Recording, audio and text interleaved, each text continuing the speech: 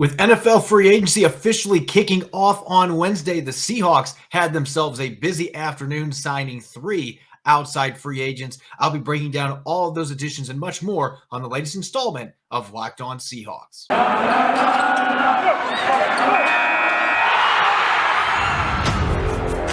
You are Locked On Seahawks, your daily Seattle Seahawks podcast.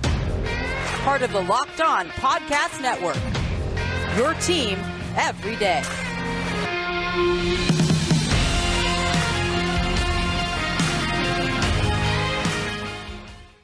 Greetings, 12. This is Corbin Smith, your host for Locked On Seahawks. Happy Wednesday to all of our listeners. As always, thanks for making Locked On Seahawks your first listen 5 days a week. After a couple days of legal tampering, the NFL officially kicked off free agency today, first day of the league year. A pretty busy day for the Seahawks. I'll be breaking down the 3 signings that they made today. And I'll also be taking a look at some of the comments made by John Schneider and Pete Carroll today, speaking with the media for the first time since the Russell Wilson trade became official. Jam-packed episode coming your way. So let's get to it. Now for your lead story here on Locked On Seahawks. After 2 days of the legal tampering period, the NFL officially ushering in a new league year. Free agency kicking off at 4 p.m. Eastern, 1 p.m. Pacific Standard Time today.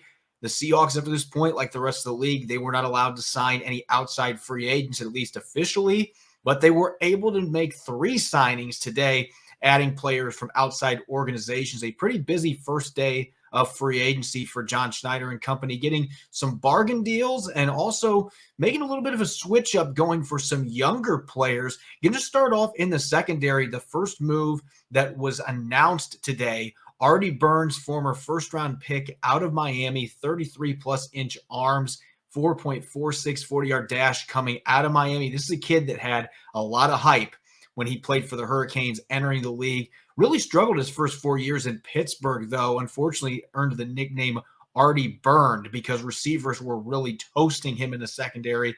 Just didn't seem like he figured things out there in Pittsburgh. They let him go as a free agent, tore his ACL with the Chicago Bears in 2019, then came back this past season and played in 6 games, played the best football of his career for the Bears. And Sean Desai was the defensive coordinator, now the associate head coach for the Seahawks. So it's fitting that they're going to be going out and bringing in Artie Burns. In fact, John Schneider said that Burns was a player that they tried to sign and almost pulled it off 2 years ago. So they've been intrigued by him for a long time, played over 200 of his snaps last year out of the slot. So that might be where the Seahawks envision him playing. It'll be interesting to see ultimately what the Seahawks choose to do because he does have the versatility to play outside cornerback as well. He had 5 pass breakups and gave up just 1 touchdown in 6 games last year. Played really well against the Seahawks when the Bears came to Lumen Field and won that game on the road. Had 2 pass breakups in that matchup, didn't allow any touchdowns. So the Seahawks have seen him firsthand.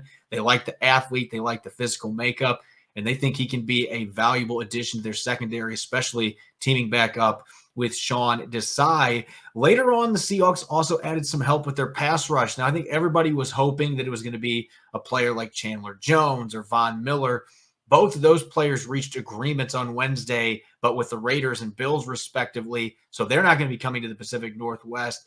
But Seattle might have made one of the more underrated signings so far in this free agency period, adding Uchenna Nwosu, formerly a second-round pick out of USC. And Nwosu is a player that brings good size at 6'2", 251 pounds, and he's very athletic, ran a 4.65 40 coming out of USC. So this is a guy that's got the athleticism, he's got the size, and really he fits best as a 3-4 linebacker. And with Clint Hurt being the defensive coordinator now, the fit there schematically is going to be a good one for Nwosu. And this is a player that really came on a year ago. His first 3 seasons in the league, he was stuck in the shadows of Melvin Ingram and Joey Bosa and didn't get a lot of playing time. He did have 4.5 sacks in 2020 in limited action. But again, only started, I believe, 4 games that season. He started 15 games in 2021, had 5 sacks, a career high, 40 tackles, and also had, according to Pro Football Focus, 40 pressures. That was more than any player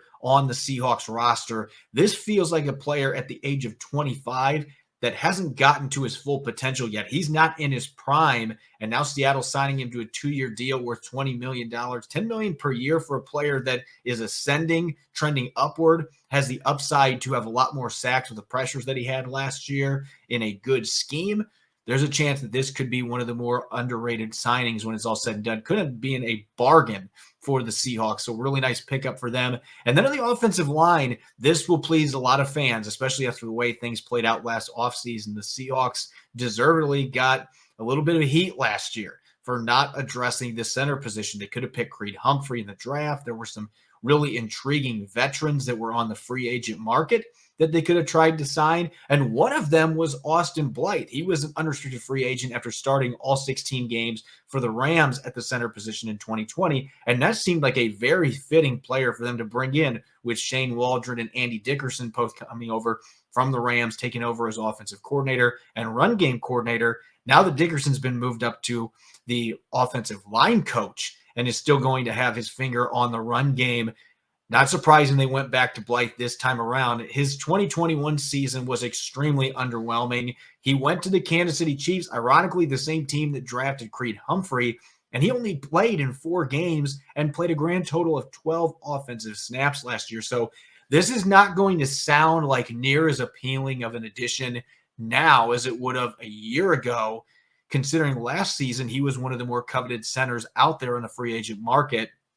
Ended up not playing very many snaps at all for Kansas City. He had some injuries as well. But if his physical checks out, it looks like it did with him signing a 1-year, $4 million contract, this could end up being a nice signing for them, bringing in a player that's a little bit of an upgrade over what they've had in the past. I don't think it stops them from pursuing another center. I don't think it stops them from considering bringing back Ethan Posick either. You could have Posick and Blythe both competing against each other.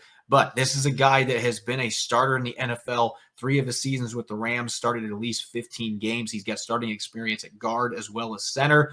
He's lighter at 298 pounds. He is best equipped for zone blocking. Again, he was really a very solid center for the Rams at a 72.3 run blocking grade in 2020. So that zone blocking scheme is a very good fit for his skill set. Shane Waldron and Andy Dickerson should be very comfortable with him. So not surprised that this time around they went back to that well and signed him. But Seahawks fans will at least be a little bit relieved that they actually went out and made a move at center. I don't think that they are necessarily done there either, whether it's later in free agency or in the draft. I can see them adding another player to the mix to compete against Blythe for that starting job in 2022. Pete Carroll and John Schneider met with the media for the first time since the Russell Wilson trade today. I'll be breaking down my thoughts on some of the comments that were made by Seattle's Brain Trust, as well as Wilson, who met with the Denver media for the first time here in a moment. This is the time of year I've pretty much given up on all of my New Year's resolutions, but not this year. I'm sticking to my resolution to eat right, thanks to Built Bar. Have you tried Built Bar Puffs? If you haven't, you're missing out on one of the best Built Bars on the market. They are a protein-infused marshmallow, fluffy, marshmallowy, not just a protein bar. They're a treat covered in 100% real chocolate. Tons of amazing flavors like cinnamon churro, coconut marshmallow, banana cream pie. These are going to be your new favorites. Like all other Built Bars, 100% real chocolate, low calorie, high protein. You can replace your candy bar with these. They are better. A typical candy bar can have anywhere from 200 to 300 calories. That's not the case with Built Bars that have 240 calories. That's not the case with Built Bars that have 130 calories, 4 grams of sugar, 4 net carbs, and 17 grams of protein. Regular Built Bars have a lot of amazing flavors as well. Coconut almond, my personal favorite, peanut butter brownie. They come out with new flavors all the time. So make sure to check out their website, built.com. Use the promo code LOCK15 and get 15% off your next order. That's LOCK15 at built.com to get 15% off your next order. You're listening to the Locked On Seahawks podcast. I'm your host, Corbin Smith. As always, thanks for making Locked On Seahawks your first listen 5 days a week. And make sure to check out the Locked On NFL podcast on YouTube as well. We've got experts for every single team weighing in their thoughts on free agent signings, rumors, trades, you name it. Available 5 days a week streaming on YouTube. Pete Carroll and John Schneider met with the media today for the first time since the Combine and the first time since they traded Russell Wilson. Now, obviously, the combine, some interesting comments at that point from both Carroll and Schneider. They were telling reporters in Indianapolis that they did not intend to trade Russell Wilson and that they were ending calls saying, we are not shopping our quarterback. Turns out maybe they weren't actively shopping Russell Wilson, but they were certainly accepting calls and they were considering offers. And at the time, based on reports, they were talking to the Denver Broncos. This had been something that they had been working on for well over a month. There had been discussions between these two teams. So again, a lot of times what coaches say, you have to take a little bit of a grain of salt with it because they're not going to disclose everything that they are doing. But looking at today's press conference, I was in attendance. Not surprised by the things that were said by Pete Carroll and John Schneider at all. I'm not surprised by what Russell Wilson said in his first press conference with the Denver media as well. Depending on who you believe, some different perspectives on why this trade went down. We'll start with Russell Wilson's perspective here first. Wilson told the Denver media that he did not force his way out of town. He did not demand a trade, that this was a mutual decision by the team and the player. And there certainly may be some truth to that, especially given the fact that Wilson has expressed a displeasure the last two off seasons about pass protection, not having enough same personnel, not having enough stars on the team. This team has not been able to win playoff games. There was just a lot of tension between the coaching staff, the front office, and their star player, the best quarterback in franchise history. So I'm not surprised if that would have been something that would have played into this, that it really was a mutual decision, that Russell Wilson, as Pete Carroll said, wanted a second chance. He wanted a fresh start at a place that maybe he felt gave him a better chance to win another Super Bowl. The Seahawks obliged by trading him to the Broncos. And on the flip side, I think based on the comments that Pete Carroll and John Schneider made today, the two of them really wanted that fresh slate. They wanted a second chance to try to make 2012 happen again. Maybe they'll go out and get a young quarterback in this upcoming draft. They seem to be enthused by Drew Lock. That's a topic that I'll be hitting on a lot in future episodes, but they seem to be very optimistic that Drew Lock might be the guy, at least based on their comments. Again, you take what coaches say with a little bit of a grain of salt, but they certainly seem intrigued by his skill set, and he was a second-round pick out of Missouri. He's got the physical tools. They wanted draft picks. They wanted to have a younger roster. They want to infuse this roster with youth, with a better all-around roster with more of that cap space they're going to have now, not having one of the highest-priced quarterbacks in the league on their roster. So I think from both perspectives there, you can see why Russell Wilson would say that, and that might be the case. But that is not what John Schneider and Pete Carroll were saying in their press conference. There wasn't once a mention that, this was a mutual decision. Obviously, Pete Carroll said that everybody agreed on this when they ended up signing off on the trade, but they didn't mention anything about this being something that along the line was something mutually that both sides wanted. Pete Carroll continued to say today that he never intended to trade Russell Wilson. That was not the game plan. They just got an offer that they simply could not refuse. And so I think you look at some of the details that Carroll and Schneider dished out today that were most fascinating. I want to start with John Schneider, and this is something that I speculated, especially after Aaron Rodgers' contract came out last week, that he was going to be getting paid $50 million a year. Russell Wilson and his agent Mark Rodgers have always looked closely at Aaron Rodgers' contracts and used those as baselines for their future negotiations. John Schneider was not going to sit there today and say, we weren't willing to pay Russell Wilson $50 million or $45 million per year, like Patrick Mahomes' money, as one report indicated. Schneider didn't stand up there and say that today, but he was point blank asked whether or not Russell Wilson was unwilling to sign a long-term deal in the future. And he said he was under the impression that he wasn't going to sign a long-term deal. So you think about that. That is a really, really big deal when we're talking about the decision to make this trade. That had to be a huge factor in this, because you're not going to keep a player like Russell Wilson around, who is 33, going to be 34 in November, when you don't think that he's going to be here 2 years from now, or you might have to use a franchise tag on him to keep him around. And that would have just created further tension. I think the Seahawks reached a point where they realized that our best bet now, knowing that Russell Wilson is not intending to sign another long-term commitment here, and you can make an argument has already seemed to maybe check out a little bit. He's exploring his options. this is the time to get maximum value back for him. So I think that might have been the biggest revelation today. John Schneider admitting that Russell Wilson was not going to sign another long-term deal, and that really played into the decision to move on now. Let's get maximum compensation for him. Let's get those draft picks, those high first-rounders, second-round picks, that we can go out and infuse this roster with young talent and try to reload quickly. That was another main emphasis today. Again, we're not rebuilding. We are reloading. They truly believe that they can put together a quality roster with a good replacement at quarterback to be able to stay competitive and win a lot of football games. So I thought that was very telling coming from John Schneider. And the other thing that jumped out to me from Pete Carroll's perspective, and this was not surprising to me at all, if you have followed the Seahawks closely throughout Pete Carroll's time here, he has always stuck to his philosophy, or at least verbally has stuck to his philosophy, that he wants to have a balanced offense. He wants to be able to run the football. He doesn't need a high-volume passer. He hinted at that again today, talking about what they were looking for at the quarterback position. They want a point guard that can run the offense, get the ball to open receivers, don't turn the football over, and can be a complement to a running game, a strong defense, and strong special teams. And Pete Carroll is going to continue to prescribe to that theory. And that, again, goes back to maybe there was some mutual interest here in making this move, because Russell Wilson, his legacy, he wants to be an MVP. He wants to be viewed as one of the very best quarterbacks out there. He doesn't want the football taken out of his hand. He wants to be able to cook.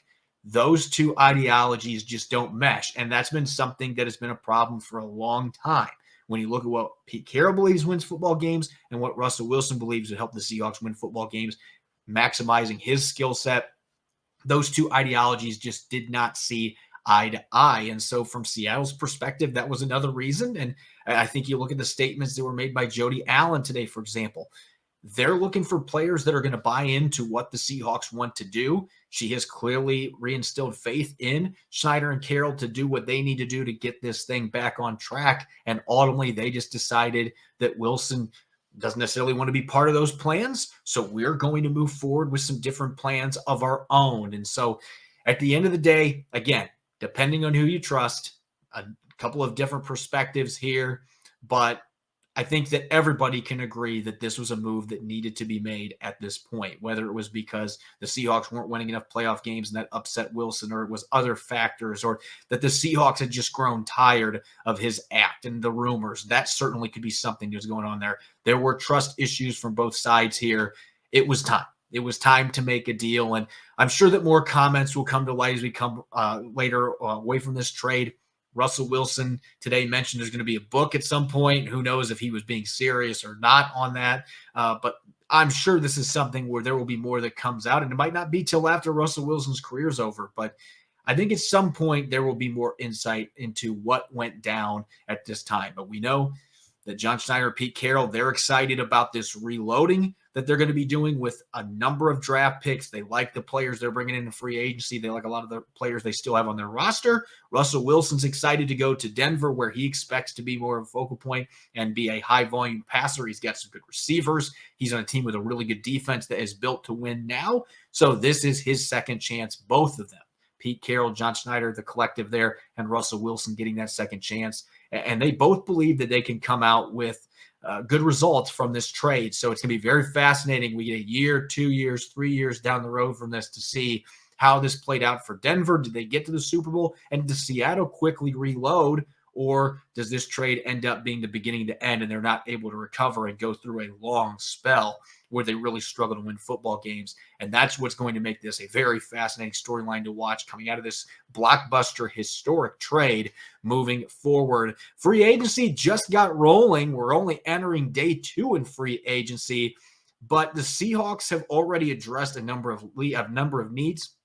There are a lot of really good players that are still out in the market. There are a lot of good players that got plucked up the last couple of days that are no longer available. So hitting the reset button here on the Locked On Seahawks podcast, let's talk positions that are still areas of need for the Seahawks as we go into day 2 of free agency.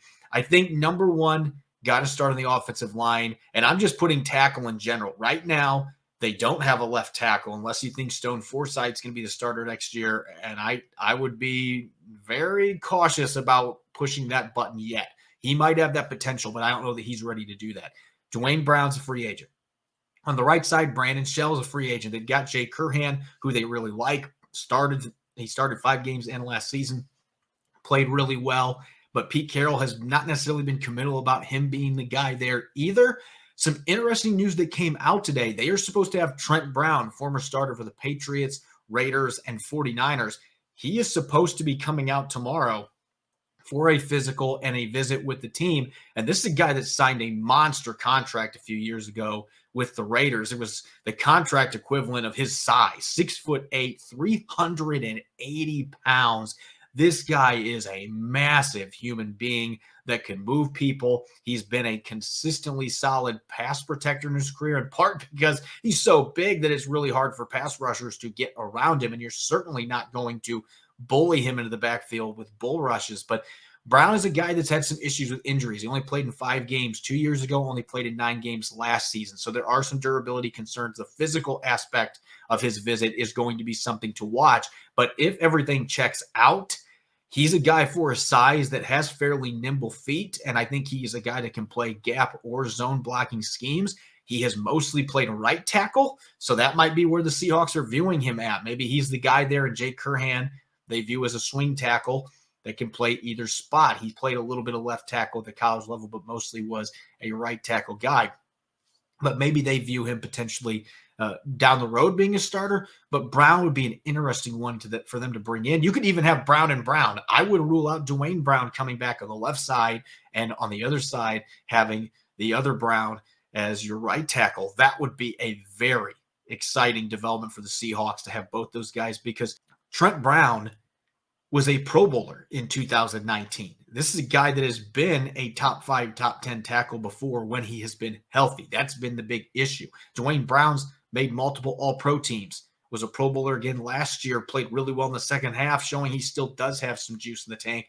So you could end up upgrading your line by having both Trent Brown and Dwayne Brown as your bookends at the tackle positions. There are some other options that are out there still, like Morgan Moses, but I would think that if Brown can pass a physical, there's a very good chance that this comes together.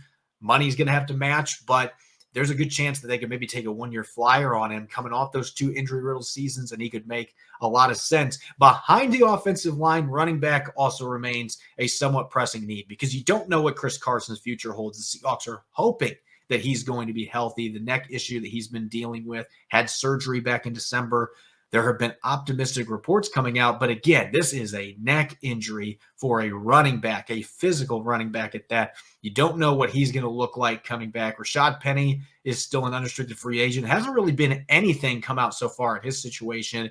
I would think with his injury history, now other teams that might be interested in him, they are going to be going through the physical process and trying to look into his medicals. The Seahawks may be doing the same thing. But we'll see what happens there. If they don't bring him back, maybe somebody like a Leonard Fournette might make sense. He has not re-signed with the Buccaneers to this point. Maybe with Tom Brady coming out of retirement, he'll be considered there, but he is currently a free agent that could make some sense for them to team up with Carson, DJ Dallas, Travis Homer. They might draft a running back as well. And I'm going to stay on the offensive line. One more position on offense. I mentioned the first quarter. Yes, you signed Austin Blythe, and maybe he ends up being the guy. But he played in 4 games and played 12 snaps last year for the Kansas City Chiefs.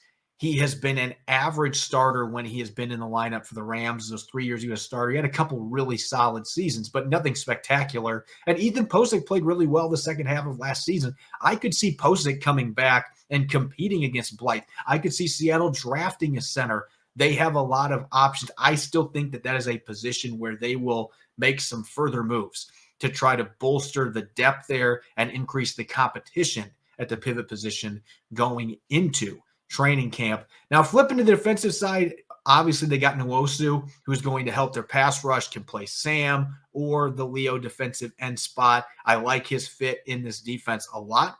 They could go out and try to get another pass rusher. I would think the draft, though, is where they're going to go. unless they wanted to bring somebody in like a Melvin Ingram or maybe a Justin Houston, bring back Jadeveon Clowney. I mean, there are some names out there. I just don't know that you're going to get your bang for your buck in terms of age and upside and pass rushing production in free agency at this point. Maybe you bring back Rasheem Green. I think Shelby Harris arriving probably takes that possibility away. But I would think the draft is where they're most likely to address that position. I still think they need to add another pass rusher or two to the mix, especially after releasing Benson Mayowa today. I would think they're going to continue to look for players to help bolster that group to get after opposing quarterbacks. And at linebacker, yes, Nwosu can play Sam linebacker, but Cody Barton right now is going to be your replacement for Bobby Wagner. He has never been a full-time starter. Miles Jack is out there. The Jaguars released him 2 days ago. I still think Miles Jack coming back to the Pacific Northwest, where he started at Bellevue High School, played for the Wolverines, was a star running back and defensive player, played running back at UCLA and linebacker at UCLA, incredible athlete that I think was stuck in a really bad position in Jacksonville. He's only 26. I think you put him on Seattle's defense. You put him next to Jordan Brooks with some of the other talent they've got. Al Woods plugging up the trenches up front. Poona Ford doing the same. Miles Jack, I believe, still has an all-pro ceiling, and he has not come close to playing to his potential because playing in Jacksonville, a lot of careers have been ruined playing there. A consistently bad football team. Change the scenery, come to Seattle, different culture. Obviously, he knows the Pacific Northwest. I just think that would be a slam dunk signing for them. And I think you can get him on a one-year deal trying to reestablish himself as a quality linebacker for next year's free agent class and maybe a long-term option next to Jordan Brooks for the Seahawks if everything pans out. And last but not least, you look at the cornerback spot for the Seahawks. They did today make the signing of Artie Burns, first-round pick coming out of Miami, a player that has shown flashes last year with the Chicago Bears of the first-round talent that he had coming into the NFL. Really struggled most of his time in Pittsburgh, gave up a lot of touchdowns, gave up almost 900 receiving yards his first season in the league. But again, he's got the physical tools. He's got the length that the Seahawks are looking for at the cornerback spot. You brought back Sidney Jones. You're hoping that Trey Brown's going to be back healthy from his patellar tendon injury. I could still see that being a position, though, in the draft that they are aggressive. I don't know that you see any other free agents out there unless you want Stephon Gilmore, the aging vet who's still a great man cover corner on a short-term deal. If you're willing to spend that kind of money, maybe Gilmore would make some sense, but this is a really fun draft at corner. Sauce Gardner being one of those intriguing first-round candidates that might be in play for the Seahawks at pick number 9. They've never picked corners that early with this regime, but they haven't had many chances to do that in the top 10, and this guy is an elite talent. Derek Stingley out of LSU is another one that would maybe make some sense if he's there at number 9.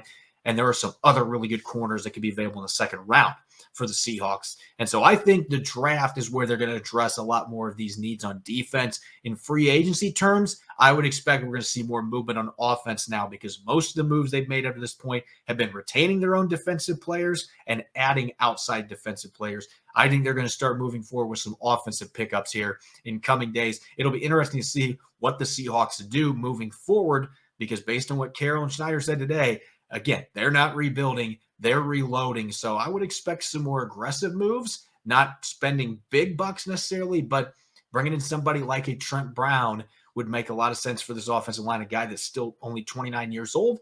See if you can get him in here, keep him healthy. And I think your offensive line's better for whoever is playing quarterback for you next season. As always, you can follow me on Twitter at Corbin Smith NFL. Make sure to check out Locked On Seahawks on Apple Podcasts, Google Podcasts, Spotify, and of course, 5 days a week streaming on YouTube. Coming up on tomorrow's Thursday episode, I'll be rejoined by Rob Rang. The two of us will be grading out Seattle's 3 latest free agent signings. It might even be 4 if we have some action tomorrow early. A few other guys are signed. We will be looking at that second wave of signings, handing out some grades, sharing our thoughts on fit and how they're going to mesh with Seattle's scheme, among other things. And we're going to be looking into other comments made by Pete Carroll and John Schneider in their press conference today. You won't want to miss it. Thanks for listening in. Go Hawks.